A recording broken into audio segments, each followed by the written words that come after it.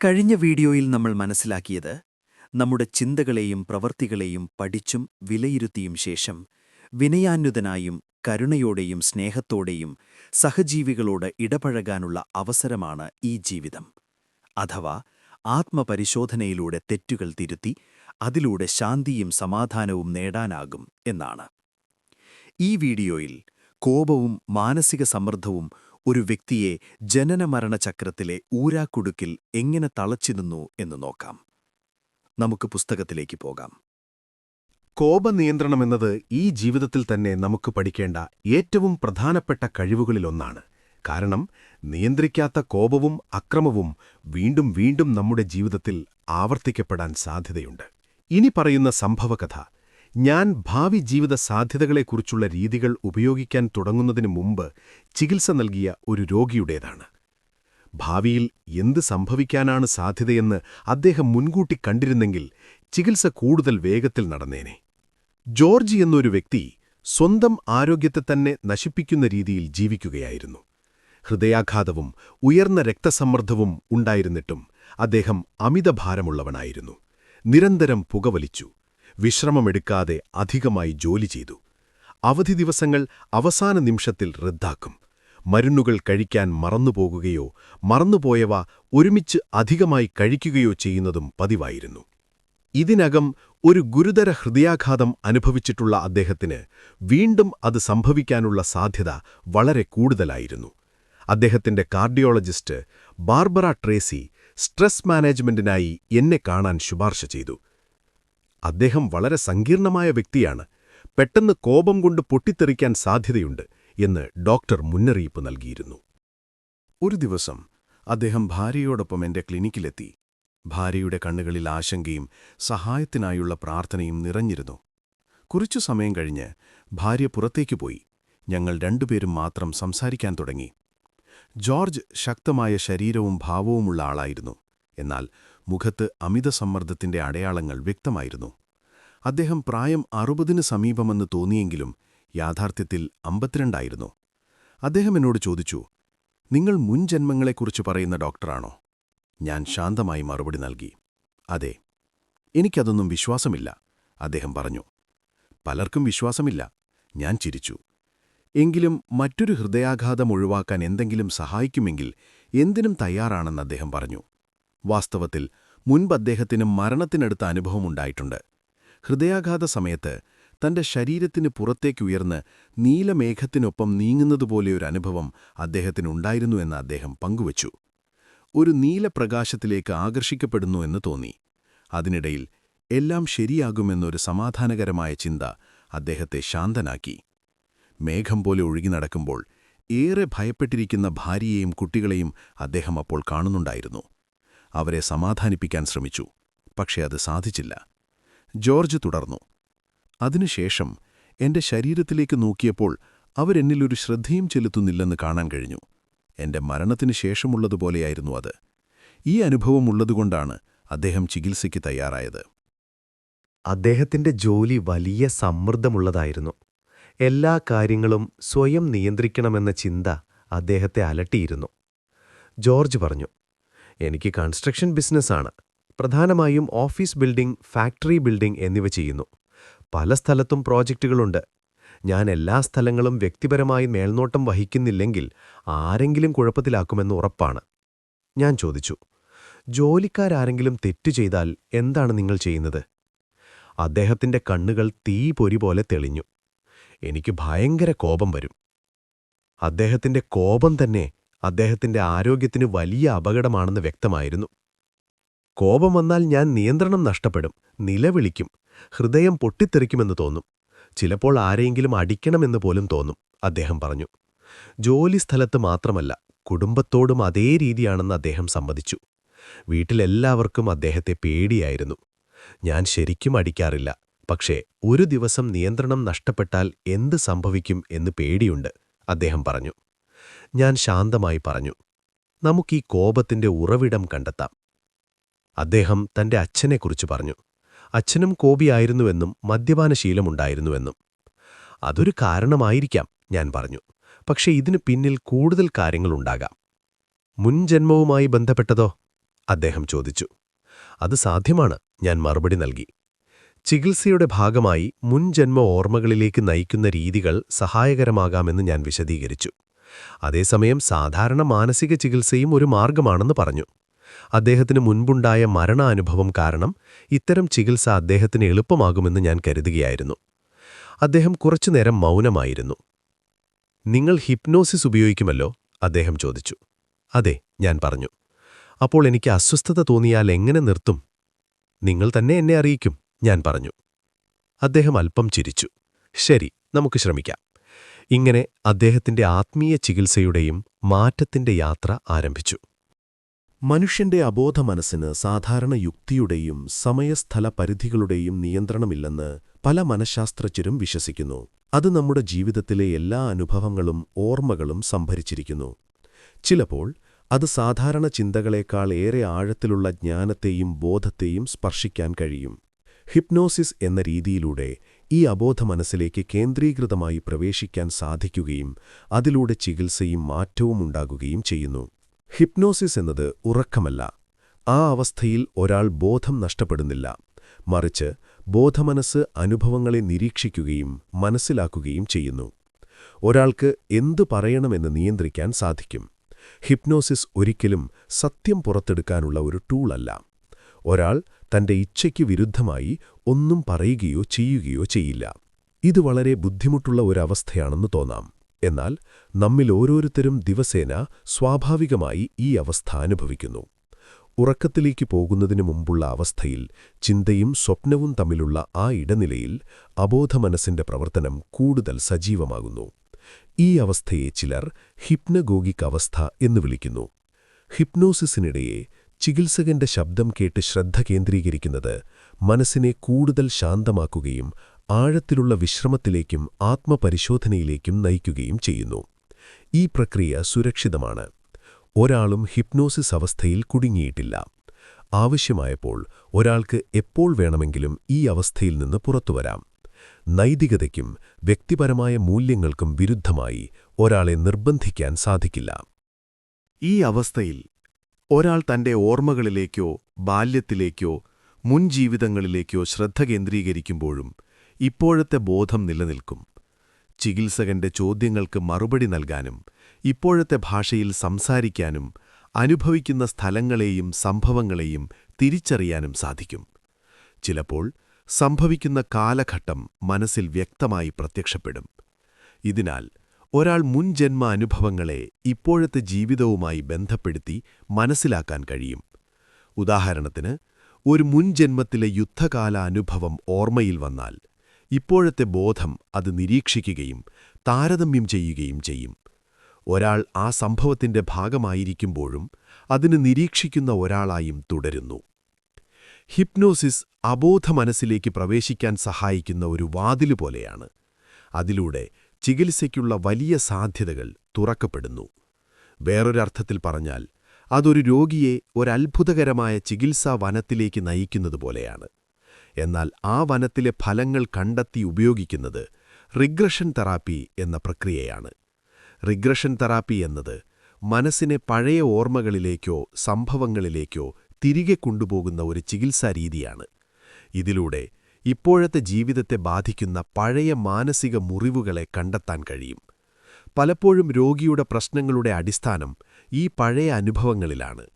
Hypnosis ഈ ഓർമ്മകളിലേക്ക് എത്തുന്നതിനുള്ള മാനസിക തടസ്സങ്ങളെ മറികടക്കാൻ സഹായിക്കുന്നു. ഇങ്ങനെ അബോധ മനസ്സിന്റെ ആഴങ്ങളിൽ മറഞ്ഞിരിക്കുന്ന അനുഭവങ്ങളെ മനസ്സിലാക്കുമ്പോൾ ആത്മീയവും മാനസികവുമായ ചികിത്സയ്ക്ക് പുതിയ വാതിലുകൾ തുറക്കപ്പെടുന്നു. ജോർജിനെ ഞാൻ ആത്മീയ യാത്രയിലേക്ക് നയിക്കാൻ തയ്യാറായി. എന്നാൽ എന്റെ പങ്ക് ഒരു മാർഗദർശകനുടേത് മാത്രമായിരുന്നു. എന്ത് അനുഭവങ്ങൾ അദ്ദേഹം കാണണമെന്ന് ഞാൻ ഒരിക്കലും നിർദ്ദേശിക്കില്ല. എന്റെ ശബ്ദം ശാന്തവും ആശ്വാസകരവുമാക്കി അദ്ദേഹത്തിന്റെ സുരക്ഷയും വിശ്വാസവും നൽകുകയായിരുന്നു ലക്ഷ്യം. അദ്ദേഹം കാണുന്ന ദൃശ്യങ്ങൾ അദ്ദേഹം തന്നെയാണ് കണ്ടെത്തേണ്ടത്. ഞാൻ ചോദിക്കുന്ന ചോദ്യങ്ങൾ പോലും വളരെ സൂക്ഷ്മമായിരുന്നു. അദ്ദേഹം കാണുന്നതിനെ കൂടുതൽ വിശദീകരിക്കാൻ സഹായിക്കുന്ന ചോദ്യങ്ങൾ മാത്രം. ഞാനൊരിക്കലും വിധി പറയുകയോ ആശ്ചര്യപ്പെടുകയോ ചെയ്തില്ല. ഒരു യാത്രക്കാരനെ വഴികാട്ടുന്ന ഒരാളായി ഞാൻ നിന്നു. അദ്ദേഹം ഒരു സുഖകരമായ സോഫയിലിരുന്നു. ഞാൻ അദ്ദേഹത്തിന്റെ മുന്നിൽ കസേരയിൽ. ശാന്തമായി ഇരിക്കുക, കണ്ണുകളടയ്ക്കുക. ആ നിമിഷത്തിൽ നമ്മിലാരും അദ്ദേഹം എന്ത് കാണാനാണ് പോകുന്നതെന്നറിഞ്ഞിരുന്നില്ല. കുറച്ചുനേരം കഴിഞ്ഞ് അദ്ദേഹത്തിന്റെ ശബ്ദം മാറി. ഞാൻ ഒരു കുടിലുടമയാണ്, ജർമ്മനിയിൽ. മധ്യകാലഘട്ടം. ഞാൻ വളരെ പ്രായമായ ആളാണ്. അദ്ദേഹം തന്റെ അനുഭവം വിശദീകരിക്കാൻ തുടങ്ങി. അദ്ദേഹം ഒരു കിടക്കയിൽ കിടക്കുന്നു. ശരീരം വളരെ ദുർബലമാണ്. ഒരിക്കൽ ശക്തനായിരുന്നെങ്കിലും ഇപ്പോൾ കൈകൾ ക്ഷീണിച്ചിരിക്കുന്നു. ശരീരത്തിൽ വൃത്തിയില്ല, അസുഖം ബാധിച്ചിരിക്കുന്നു. എനിക്ക് ഹൃദയമില്ല എന്നൊരു വാക്ക് അദ്ദേഹത്തിന്റെ വായിൽ നിന്ന് പുറത്തുവന്നു. അദ്ദേഹത്തിന്റെ കുടുംബം ചുറ്റും നിന്നിരുന്നു. എന്നാൽ അവരെപ്പറ്റി ഓർക്കുമ്പോൾ അദ്ദേഹത്തിന്റെ ശബ്ദം ദുഃഖത്തോടെ നിറഞ്ഞു. ഞാൻ അവരോട് ദയയില്ലാത്തവനായിരുന്നു. ഭാര്യയോട് ക്രൂരമായി പെരുമാറി, കുട്ടികളെ അവഗണിച്ചു. മദ്യപാനം, മറ്റു സ്ത്രീകളുമായുള്ള ബന്ധങ്ങൾ, അവരെന്നെ പേടിച്ചു ജീവിച്ചു. ജീവിതത്തിന്റെ അവസാനം ഒരു ഗുരുതരമായ അസുഖം അദ്ദേഹത്തെ പിടിച്ചു. ഒരിക്കൽ ഭയന്നിരുന്ന ആ കുടുംബത്തിന്മേൽ തന്നെയാണ് അദ്ദേഹം ആശ്രയിച്ചിരുന്നത്. എന്നാൽ അത്ഭുതകരമായി അവർ അദ്ദേഹത്തെ സ്നേഹത്തോടെ പരിചരിച്ചു, പരാതികളില്ലാതെ, കരുണയോടെ. ഇപ്പോഴത്തെ ജീവിതത്തിലെ ഭാര്യ മുൻ ജീവിതത്തിൽ അദ്ദേഹത്തിന്റെ മകനായിരുന്നു. ഇന്നത്തെ മകൾ മുൻകാലത്ത് അദ്ദേഹത്തിന്റെ ഭാര്യയായിരുന്നു. ജീവിതങ്ങളിൽ പ്രധാനപ്പെട്ട ആളുകൾ പലപ്പോഴും വീണ്ടും വീണ്ടും നമ്മുടെ ജീവിതത്തിലെത്തുന്നതിന്റെ ഒരു ഉദാഹരണമായിരുന്നു ഇത്. അവസാനം അദ്ദേഹത്തിന്റെ ശരീരം തളർന്നു. വർഷങ്ങളായുള്ള തെറ്റായ ജീവിതശൈലി സ്വന്തം ശരീരത്തെ തന്നെ നശിപ്പിച്ചു. അദ്ദേഹം ശരീരത്തിൽ നിന്ന് വിട്ടുയർന്നുപോയി. കുടുംബത്തെ നോക്കി. അവർ കരഞ്ഞുകൊണ്ടിരുന്നു. അദ്ദേഹത്തിന്റെ ഹൃദയം കുറ്റബോധത്തോടെ നിറഞ്ഞു. ഞാൻ അവരെ ഇങ്ങനെ വേദനിപ്പിച്ചു എന്നൊരു വേദന. ആ നിമിഷം ജീവിത പരിശോധന തുടങ്ങി. അദ്ദേഹം അനുഭവിച്ചത് കടുത്ത കുറ്റബോധമായിരുന്നു. ഞാൻ ശാന്തമായി പറഞ്ഞു, കുറ്റബോധം വിട്ടുകളയൂ. അതിനി ആവശ്യമില്ല. അവർ സുഖമായിരിക്കുന്നു. ഈ വികാരം നിങ്ങളെ മുന്നോട്ടു പോകുന്നതിൽ തടസ്സപ്പെടുത്തുന്നു. പിന്നീട് അദ്ദേഹത്തോടൊപ്പം ആ ജീവിതത്തെ വീണ്ടും അവലോകനം ചെയ്തു. ഈ ജീവിതത്തിൽ നിന്ന് നിങ്ങൾ എന്താണ് പഠിച്ചത്? ഞാൻ ചോദിച്ചു. അദ്ദേഹത്തിന്റെ മറുപടി ആത്മാവിന്റെ ആഴത്തിൽ നിന്നായിരുന്നു. ക്രൂരതയും അക്രമവും ദേഷ്യവും മൂഢതയാണ്. ശരീരം ദുർബലവും താൽക്കാലികവുമാണ്. സുരക്ഷ സ്നേഹത്തിലാണ്. കുടുംബത്തിന് സ്നേഹവും കരുതലും ആവശ്യമാണ്. ഞാൻ അവരെ സംരക്ഷിക്കേണ്ടിയിരുന്നു. അവരെന്നെ സംരക്ഷിച്ചതുപോലെ. ഏറ്റവും വലിയ ശക്തി സ്നേഹത്തിന്റെ ശക്തിയാണ്. ഈ വാക്കുകൾ ഒരു വെളിപ്പെടുത്തലുപോലെ അദ്ദേഹത്തിൽ നിന്ന് പുറത്തുവന്നു. അദ്ദേഹം ക്ഷീണിച്ചു. ഞാൻ അദ്ദേഹത്തെ മൃദുവായി ഇപ്പോഴത്തെ ജീവിതത്തിലേക്ക് തിരികെ കൊണ്ടുവന്നു. അദ്ദേഹം അനുഭവിച്ച കാര്യങ്ങളെക്കുറിച്ച് പിന്നീട് സംസാരിച്ചു. ആ ദിവസം അദ്ദേഹം ക്ലിനിക്കിൽ നിന്ന് പുറപ്പെടുമ്പോൾ അദ്ദേഹത്തിന്റെ മുഖത്ത് ഒരാശ്ചര്യവും ആഴത്തിലുള്ള ചിന്തയും നിറഞ്ഞിരുന്നു. അടുത്ത ആഴ്ച വീണ്ടും വരാം എന്ന് പറഞ്ഞു. അദ്ദേഹം പോയതിനുശേഷം ഞാൻ എന്റെ കുറിപ്പുകളിൽ എഴുതി, ഇവിടെ ഭാവിയിലുള്ള ജീവിതത്തിന്റെയും ഇപ്പോഴത്തെ ജീവിതത്തിന്റെയും ബന്ധം കാണാം. ഹൃദയരോഗം വീണ്ടും, കുടുംബത്തോടുള്ള അതേ രീതിയിലുള്ള പെരുമാറ്റം, ജീവിതം വീണ്ടും അതേ പാഠം പഠിപ്പിക്കാൻ പോകുന്നു. അദ്ദേഹത്തിന്റെ അടുത്ത വരവിനായി ഞാൻ കാത്തിരുന്നു. കാരണം ഈ ആത്മാവിന് പഠിക്കാനുള്ള പാഠം ഇപ്പോഴും പൂർത്തിയായിട്ടില്ലായിരുന്നു. അടുത്ത തവണ ജോർജിനെ ഞാൻ ഹിപ്നോസിസിലേക്ക് നയിച്ചപ്പോൾ അദ്ദേഹം മറ്റൊരു ജീവിതത്തിലേക്ക് യാത്ര ചെയ്തു. അദ്ദേഹം ഒരു 17കാരൻ, ഒരു സൈനികൻ. ആദ്യ ലോക മഹായുദ്ധകാലത്ത് ഫ്രാൻസിനു വേണ്ടി പോരാടുകയാണ്. യുദ്ധത്തിൽ ഒരു സ്ഫോടനമുണ്ടായി. അദ്ദേഹത്തിന്റെ ഇടത് കൈ അറ്റുപോയി. ആ അനുഭവം വീണ്ടും അനുഭവിക്കുമ്പോൾ ജോർജ് തന്റെ കൈ പിടിച്ചു, വേദന അനുഭവിക്കുന്നതുപോലെ. എന്നാൽ കുറച്ചു നിമിഷങ്ങൾക്ക് ശേഷം ആ വേദന ഇല്ലാതായി. കാരണം അദ്ദേഹം മനസ്സിലാക്കി, ആ നിമിഷത്തിൽ തന്നെ തന്റെ ജീവൻ അവസാനിച്ചിരുന്നു. വീണ്ടും ശരീരത്തിൽ നിന്ന് ആത്മാവുയർന്ന് തന്റെ ജീവിതത്തെ അദ്ദേഹം നിരീക്ഷിച്ചു. ഇപ്പോൾ അദ്ദേഹം സൈനികനല്ല. അത് അതേ ജീവിതത്തിലെ യുദ്ധത്തിനു മുമ്പുള്ള ഒരു സമാധാന ജീവിതം. അദ്ദേഹം ഒരു ചെറുപ്പക്കാരനായി മാറി. 10 വയസ്സിനടുത്ത പ്രായം. ഒരു കർഷക കുടുംബത്തിൽ ശാന്തമായ ജീവിതം. സ്നേഹമുള്ള മാതാപിതാക്കൾ, തന്നെ ആരാധിക്കുന്ന ഒരു സഹോദരി, കുതിരകളും പശുക്കളും കോഴികളുമുള്ള ഒരു ഗ്രാമീണ ജീവിതം. ഈ അനുഭവങ്ങൾ ഇപ്പോഴത്തെ ജീവിതത്തിലെ ഹൃദയരോഗവുമായി ബന്ധപ്പെട്ടിരിക്കാമോ എന്ന് ഞാൻ ചിന്തിച്ചു. എന്നാൽ വ്യക്തമായ ഉത്തരമില്ലായിരുന്നു. പെട്ടെന്ന് ജോർജ് അസ്വസ്ഥനായി. അദ്ദേഹം മറ്റൊരു ജീവിതവുമായി ബന്ധപ്പെട്ടു. ഇപ്പോൾ അദ്ദേഹം ഒരു യോദ്ധാവായിരുന്നു. മംഗോളിയയിലോ റഷ്യയിലോ ജീവിച്ചിരുന്ന ഒരു ക്രൂരനായ യോദ്ധാവ്. ഏകദേശം 9 നൂറ്റാണ്ടുകൾ മുമ്പ്. അദ്ദേഹം ശക്തനും ഭയപ്പെടുത്തുന്നതുമായ കുതിരയാത്രികൻ. ശത്രുക്കളെ കൊല്ലുകയും സമ്പത്ത് സമ്പാദിക്കുകയും ചെയ്തിരുന്നു. അദ്ദേഹം കൊന്നവരിൽ പലരും നിർബന്ധിതമായി യുദ്ധത്തിലേക്കയക്കപ്പെട്ട സാധാരണ യുവാക്കളായിരുന്നു. അദ്ദേഹം തന്റെ ജീവിതത്തിൽ നൂറുകണക്കിന് ആളുകളെ കൊന്നു. വാർദ്ധക്യത്തിൽ മരിച്ചു. എന്നാൽ ചെയ്ത മോശം പ്രവൃത്തികളിൽ ഒരിക്കലും പശ്ചാത്താപമുണ്ടായിട്ടില്ല. പിന്നീട് മറ്റൊരു ജീവിതത്തിൽ ജർമ്മൻ കുടിലുടമയായി അദ്ദേഹം ആദ്യമായി കുറ്റബോധം അനുഭവിച്ചു. അവിടെ നിന്നാണ് പഠനം തുടങ്ങിയത്. ഈ അനുഭവം ഒരു പ്രധാന സത്യത്തെ വെളിപ്പെടുത്തി. ജീവിതത്തിലെ തെറ്റുകളുടെ ഫലങ്ങൾ ഉടനെ അനുഭവിക്കണമെന്നില്ല. പല ജന്മങ്ങൾക്ക് ശേഷമാണ് ചില പാഠങ്ങൾ മനസ്സിലാവുന്നത്. അദ്ദേഹം ഒരിക്കൽ ചെയ്ത അക്രമത്തിന്റെ ഫലമായി പിന്നീടുള്ള ജീവിതങ്ങളിൽ വേദന അനുഭവിച്ചിരിക്കാം. അദ്ദേഹം ഫ്രാൻസിൽ ചെറുപ്പത്തിൽ മരിച്ചത് മുൻകാല പ്രവൃത്തികളുടെ പ്രതിഫലമായിരിക്കാമെന്ന് തോന്നി. ഈ ചിന്തകളെല്ലാം പിന്നീട് അദ്ദേഹവുമായി സംസാരിച്ചു. അദ്ദേഹം പറഞ്ഞു, മുൻ ജീവിതങ്ങളിൽ ഞാൻ അക്രമിയായിരുന്നില്ലെങ്കിൽ ഇപ്പോൾ ഞാൻ ഇത്ര കൂപിയായിരിക്കില്ലായിരുന്നു. അദ്ദേഹത്തിന്റെ ആത്മാവിന്റെ യാത്ര വ്യക്തമായിരുന്നു. ക്രൂരനായ യോദ്ധാവ്, കുടുംബത്തെ പീഡിപ്പിച്ച ഒരാൾ, യുദ്ധത്തിൽ മരിച്ച യുവാവ്, ഇപ്പോൾ കോപവും ഹൃദയരോഗവും നിറഞ്ഞ ഒരു ബിസിനസ്സുകാരൻ. ആ ദിവസം ഞാൻ കുറിച്ചുവെച്ചത് 2 കാര്യങ്ങളായിരുന്നു. ഒന്നാമത്തേത്, കരുണയുടെ മൂല്യം. കരുണ കുടുംബത്തിലും സമൂഹത്തിലും സ്നേഹവും സമാധാനവും വളർത്തുന്ന ഒരു ഉദാത്തമായ മൂല്യമാണ്. രണ്ടാമത്തേത്, നിങ്ങൾ വിതച്ചത് നിങ്ങൾ കൊയ്യുന്നു, അതെത്ര ജീവിതങ്ങൾ പിന്നിട്ടാലും. കൂടാതെ ഹൃദയം ഈ ജീവിതങ്ങളെ ബന്ധിപ്പിക്കുന്നു. ഇനി എന്താണ് വരാൻ പോകുന്നത്? അടുത്ത അനുഭവം അതിശയകരമായിരുന്നു. ഇപ്പോൾ അദ്ദേഹം 11-ാം നൂറ്റാണ്ടിന്റെ അവസാന കാലത്ത് ജീവിച്ചിരുന്ന ജാപ്പനീസ് യുവാവായിരുന്നു.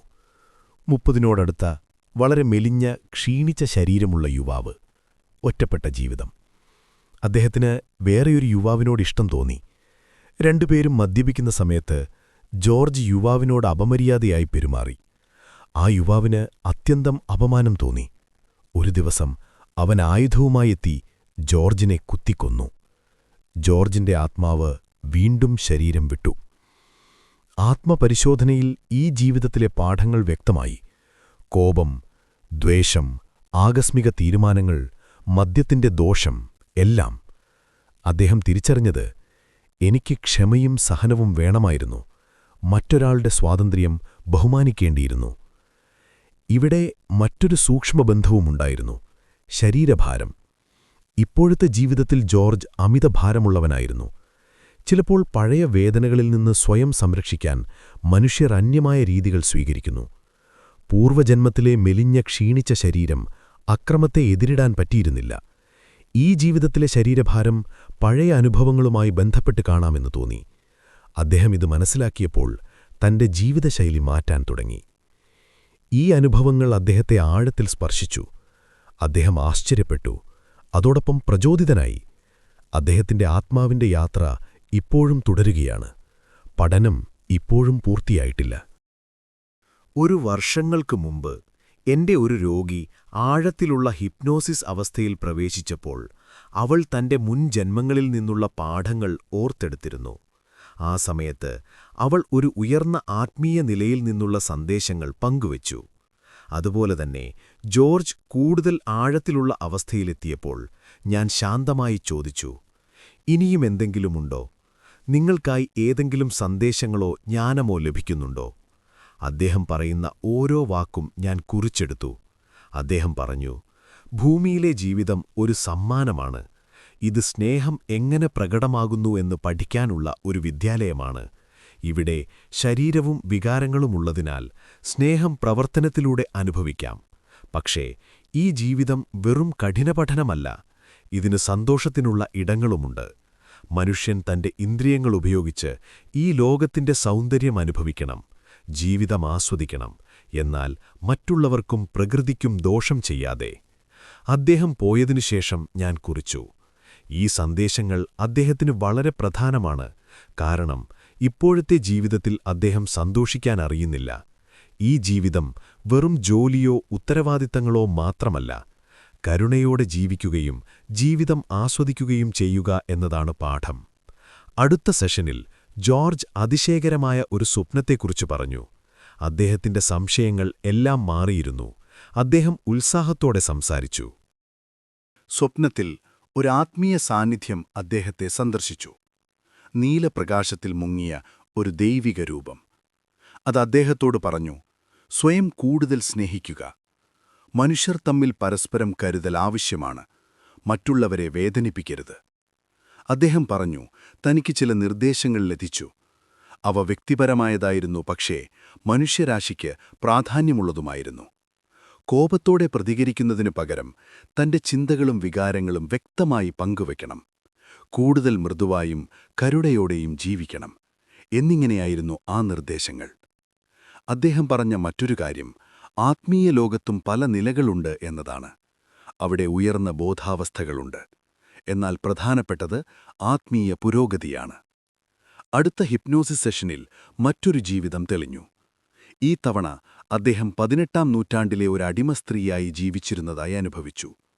അവളുടെ ഭർത്താവ് ക്രൂരനായൊരാളായിരുന്നു. ഇപ്പോഴത്തെ ജീവിതത്തിലെ അദ്ദേഹത്തിന്റെ അച്ഛൻ തന്നെയായിരുന്നു ആ വ്യക്തി. അവൻ അവളെ ഭീകരമായി പീഡിപ്പിച്ചു. അവളുടെ കാലുകൾ തകർത്തു. അവൾ പക്ഷാഘാതമനുഭവിച്ചു. ഇപ്പോഴത്തെ ജീവിതത്തിൽ അതേ ആത്മാവ്, അദ്ദേഹത്തിന്റെ അച്ഛൻ, ഒരു ശക്തമായ പിന്തുണയായിരുന്നുവെങ്കിലും അദ്ദേഹത്തിന്റെ കോപവും കഠിന സ്വഭാവവും ബാല്യത്തിൽ ഭയവും സമ്മർദ്ദവും സൃഷ്ടിച്ചു. ഇത് അദ്ദേഹത്തിന്റെ സ്വതന്ത്രതയും ശക്തിയും വളർത്തി. ഈ ജീവിതത്തിൽ അദ്ദേഹത്തിന് പഠിക്കേണ്ട പാഠം വ്യക്തമായിരുന്നു: ശക്തിയും കരുണയും തമ്മിലുള്ള സമതുലിതാവസ്ഥ. അടുത്തൊരു ചെറിയ ദൃശ്യം കൂടി അദ്ദേഹത്തിന് ലഭിച്ചു. പ്രാചീനകാലത്ത് ജീവിച്ചിരുന്ന ഒരു മനുഷ്യൻ. അവൻ വളരെ ചെറുപ്പത്തിൽ പട്ടിണിയേറ്റു മരിച്ചു. ഇത് അദ്ദേഹത്തിന്റെ ഇപ്പോഴത്തെ അമിതഭാരവുമായി ബന്ധപ്പെട്ടു കാണാമെന്ന് തോന്നി. ചിലപ്പോൾ പഴയ അനുഭവങ്ങൾ മനുഷ്യരുടെ ശാരീരികവും മാനസികവുമായ സ്വഭാവത്തെ സ്വാധീനിക്കും. അദ്ദേഹത്തിന്റെ ഓർമ്മകൾ ക്രമീകരിച്ചപ്പോൾ അദ്ദേഹത്തിന്റെ ആത്മാവിന്റെ യാത്ര വ്യക്തമായി. പട്ടിണികൊണ്ട് മരിച്ച മനുഷ്യൻ, ക്രൂരനായ യോദ്ധാവ്, കുടുംബത്തെ പീഡിപ്പിച്ച ഒരാൾ, അടിമസ്ത്രീ, ഹൃദയത്തിൽ കുത്തേറ്റു മരിച്ച മനുഷ്യൻ, യുദ്ധത്തിൽ മരിച്ച യുവാവ്, ഇവയെല്ലാം അദ്ദേഹത്തിന്റെ ഇപ്പോഴത്തെ ജീവിതത്തെ രൂപപ്പെടുത്തിയിരുന്നു. ഒരു സന്ദേശം അദ്ദേഹം പറഞ്ഞു: മരണത്തിനു ശേഷവും പഠനം തുടരുന്നു. ആത്മാവ് തന്റെ കഴിവുകളും ജ്ഞാനവും വികസിപ്പിക്കുന്നു. അദ്ദേഹം ഓർത്തെടുത്ത എല്ലാ ജീവിതങ്ങളിലും ഒരു സാമ്യമുണ്ടായിരുന്നു: കോപം, അക്രമം, വേദന, ഭയം. ഇപ്പോൾ അദ്ദേഹം തിരിച്ചറിഞ്ഞു, ഇന്നത്തെ ജീവിതശൈലി അപകടകരമാണ്. മദ്യപാനം കുറയ്ക്കണം, ആരോഗ്യം ശ്രദ്ധിക്കണം, കോപം നിയന്ത്രിക്കണം. ഈ മാറ്റങ്ങൾ ഒരു ദിവസം കൊണ്ടല്ല സംഭവിച്ചത്. 2 വർഷത്തിലധികം ചികിത്സയും ആത്മപരിശീലനവും വേണ്ടിവന്നു. സാവധാനം മാറ്റം തുടങ്ങി. അദ്ദേഹം കൂടുതൽ ശാന്തനായി. ജോലിയിടത്ത് ആളുകളുമായി സംസാരിക്കുന്ന രീതിയിൽ മാറ്റം വന്നു. കോപം കുറയാൻ തുടങ്ങി. ജീവിതം ആസ്വദിക്കാൻ തുടങ്ങി. അദ്ദേഹം വീണ്ടും ഗോൾഫ് കളിക്കാൻ തുടങ്ങി. മറ്റു വിനോദ പരിപാടികൾ ആസ്വദിക്കാൻ തുടങ്ങി. കുടുംബത്തോടൊപ്പം സമയം ചിലവഴിച്ചു. ആരോഗ്യവും മെച്ചപ്പെട്ടു. രക്തസമ്മർദ്ദം കുറഞ്ഞു. ഹൃദയത്തിന്റെ പ്രവർത്തനം മെച്ചപ്പെട്ടു. അദ്ദേഹത്തിന്റെ ഭാര്യയും മക്കളും ഈ മാറ്റം കണ്ടു. അദ്ദേഹം ഇനിയൊരു ഭയപ്പെടുത്തുന്ന വ്യക്തിയല്ല. ഒരു പിതാവ്, ഒരു സുഹൃത്ത്, ഒരു മാർഗദർശകൻ. ഇങ്ങനെ ഒരു ചെറിയ മാറ്റം മറ്റൊന്നിലേക്ക് നയിച്ചു. വിജയം വിജയത്തെ സൃഷ്ടിച്ചു. ഒരാത്മാവിന്റെ യാത്ര മാറ്റത്തിന്റെ ഒരത്ഭുത കഥയായി മാറി. ഒരു ദിവസം ജോർജ് എന്നോട് അത്ഭുതകരമായ ഒരു അനുഭവത്തെക്കുറിച്ച് പറഞ്ഞു. മറ്റൊരു ലോകത്തിന്റെ ചെറിയ കാഴ്ചകൾ ഞാൻ കണ്ടു, അദ്ദേഹം പറഞ്ഞു. ഭാവിയിൽ ഞാനൊരു അധ്യാപകനായി ജീവിക്കുന്ന ഒരു ജീവിതം ഞാൻ കണ്ടു. നിരവധി കുട്ടികൾ എന്നെ സ്നേഹിക്കുന്നുണ്ട്. ആ ജീവിതം സന്തോഷപൂർണവും സമാധാനപരവുമായിരുന്നു. അവിടെ ഞാൻ പഠിച്ച ചില കഴിവുകൾ ഇപ്പോഴത്തെ ജീവിതത്തിലേക്കും കൊണ്ടുവരാൻ കഴിയുമെന്ന് തോന്നി. കൂടാതെ മറ്റൊരു ലോകത്തിന്റെ ചില ദൃശ്യങ്ങളും കണ്ടു. പ്രകാശം നിറഞ്ഞ സ്ഫടിക സമാനമായ ഘടനകൾ, വെളിച്ചരൂപങ്ങളായി തോന്നുന്ന ആത്മാക്കളെപ്പോലെ. അദ്ദേഹത്തിന്റെ ഈ വാക്കുകൾ എന്നെ അതിശയിപ്പിച്ചു. ആ സമയത്ത് ആളുകളെ ഭാവിയിലേക്കുള്ള അനുഭവങ്ങളിലേക്ക് നയിക്കുന്ന രീതികൾ ഞാൻ ഉപയോഗിച്ചിരുന്നില്ല. അതിനാൽ അത് അദ്ദേഹത്തിന്റെ മനസ്സിന്റെ പ്രതീകാത്മകമായ ഒരു ദൃശ്യമായിരിക്കാം എന്ന് ഞാൻ ആദ്യം കരുതി. ഒരുപക്ഷേ അത് യഥാർത്ഥമായ ഒരു കാഴ്ചയായിരിക്കാം. ഞങ്ങളുടെ അവസാന സെഷനു ശേഷം ഞാൻ എന്റെ കുറിപ്പിൽ എഴുതിയതിങ്ങനെ: അദ്ദേഹത്തിന്റെ ശാരീരിക ഹൃദയത്തോടൊപ്പം ആത്മീയ ഹൃദയവും സുഖപ്പെട്ടു. അദ്ദേഹത്തിന്റെ ആരോഗ്യസ്ഥിതിയിൽ വന്ന മാറ്റം അദ്ദേഹത്തിന്റെ ഹൃദയവിദഗ്ധനും സ്ഥിരീകരിച്ചു. ഇപ്പോൾ ജോർജിന്റെ ജീവിതം പുതിയ അർത്ഥം നേടി. ജീവിതം അദ്ദേഹത്തിന് വിലപ്പെട്ടതായി തോന്നി. ആത്മീയത അദ്ദേഹത്തിന്റെ ചിന്തയുടെ ഭാഗമായി തീർന്നു. കുടുംബവും സുഹൃത്തുക്കളും സഹപ്രവർത്തകരും എല്ലാം അദ്ദേഹത്തിന് പ്രധാനമായി. അദ്ദേഹം തന്റെ ആത്മീയ വളർച്ചയുടെ അടുത്ത ഘട്ടത്തിന് തയ്യാറായി. അദ്ദേഹത്തിന്റെ ശരീരം ഒരിക്കൽ ഈ ലോകം വിടുമ്പോൾ അദ്ദേഹത്തിന്റെ ആത്മാവ് കൂടുതൽ സമാധാനപരമായ ഒരു ജീവിതത്തിലേക്ക് പ്രവേശിക്കുമെന്ന് ഞാൻ വിശ്വസിക്കുന്നു. മുൻകാല പാഠങ്ങൾ അദ്ദേഹം മനസ്സിലാക്കിയില്ലെങ്കിൽ ഈ അവസ്ഥയിലെത്താൻ കൂടുതൽ ജന്മങ്ങളെടുത്തേനെ. കോപവും അക്രമവും നിറഞ്ഞ ജീവിതങ്ങൾ വീണ്ടും വീണ്ടും അനുഭവിച്ചേക്കാമായിരുന്നു. ചികിത്സ അവസാനിച്ചു. ഇപ്പോൾ അദ്ദേഹം ഒരു രോഗിയല്ല. എന്നാൽ ഭാവിയിലുള്ള അദ്ദേഹത്തിന്റെ ആത്മീയ യാത്രയെക്കുറിച്ചറിയാൻ ഒരിക്കൽ വീണ്ടും അദ്ദേഹത്തെ കാണാൻ ഞാൻ ആഗ്രഹിക്കുന്നു. ജോർജിന്റെ ജീവിതത്തിൽ വന്ന മാറ്റം ഒരു പ്രധാന സന്ദേശമാണ്. കോപവും അക്രമവും വിട്ടുകളഞ്ഞപ്പോൾ അദ്ദേഹത്തിന്റെ ഇപ്പോഴത്തെ ജീവിതം തന്നെ മാറി. മറ്റു പലരുടെയും ജീവിതങ്ങളിലും ഇതുപോലുള്ള മാറ്റങ്ങൾ സംഭവിച്ചിട്ടുണ്ട്. ഓരോ ജീവിതത്തിലും മനുഷ്യർ വിവിധ പാഠങ്ങൾ പഠിക്കുന്നു. ഒരൊറ്റ പാഠം പഠിച്ചാലും അത് ആത്മാവിനെ ഉയർന്ന നിലയിലേക്ക് നയിക്കും. ഈ സീരീസിൽ നിങ്ങൾ കേൾക്കാൻ പോകുന്ന കഥകൾ മനുഷ്യർ എങ്ങനെ ആത്മീയമായി വളരുന്നു എന്നതിന്റെ അത്ഭുതകരമായ ഉദാഹരണങ്ങളാണ്. ഓരോ കഥയും ഓരോ അനുഭവവും ആത്മാവിനെ കൂടുതൽ ഉയർന്ന ബോധാവസ്ഥയിലേക്ക് നയിക്കുന്നു. ഒടുവിൽ എല്ലാ ആത്മാക്കളും ഒരേ ലക്ഷ്യത്തിലേക്കാണ് യാത്ര ചെയ്യുന്നത്: സ്നേഹം, സമാധാനം, പരിപൂർണത. പുണ്യാത്മാക്കളെ, ഈ ആത്മീയ യാത്രയിൽ ഞങ്ങളോടൊപ്പം തുടരൂ. അടുത്ത അധ്യായത്തിൽ പുതിയ അനുഭവങ്ങളും പുതിയ പാഠങ്ങളും നിങ്ങളെ കാത്തിരിക്കുന്നു. നന്ദി.